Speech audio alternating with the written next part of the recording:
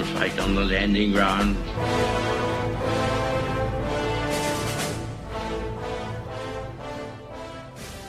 Thank you for joining us. You are listening to A Radio, and this is the Morning Moment.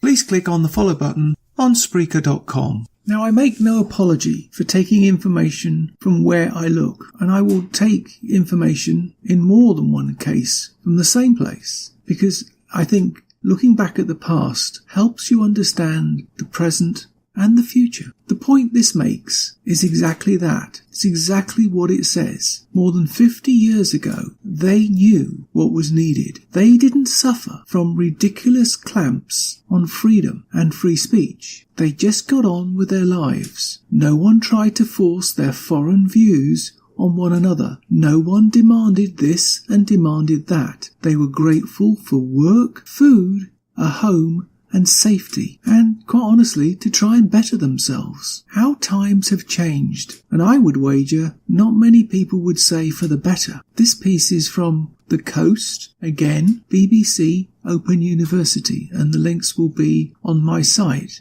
It's about a lady being interviewed about what Cardiff was like back in the 50s. Here's the piece. The links will be on my site, and it's up to you to decide whether we're better now than we were then. But I've got my opinions, and I hope you've got yours. From over 50 countries, they poured into Cardiff docks in search of El Dorado. Most of these people settled in a small area of dockland, still known the world over as Tiger Bay. One of their descendants is Betty Campbell. Tiger Bay was really its nickname, but it was never a name that was put on any map at all. We would always know we lived down the docks. In the 60s, we became known as Bute Town, and of course now we're having the transition from Bute Town to Cardiff Bay. But no matter what people call us, it'll always be Tiger Bay. How diverse was the culture? I mean, how many different kinds of people were here? The churches will tell you the diversity. Norwegian church, Jamaican church. You didn't have to read a book. You just lived the experience of a Greek Easter or a Muslim Eid. There were people from every port where coal was unloaded from the ships. I mean, who would think that they'd heard of Cardiff, the coal port? But they all had. The majority of them married local girls, and that's why we've had lots of mixed marriages. So we are talking about a multicultural community. Definitely a multicultural community, not a ghetto community where you just have one particular race living. It was a very multicultural community.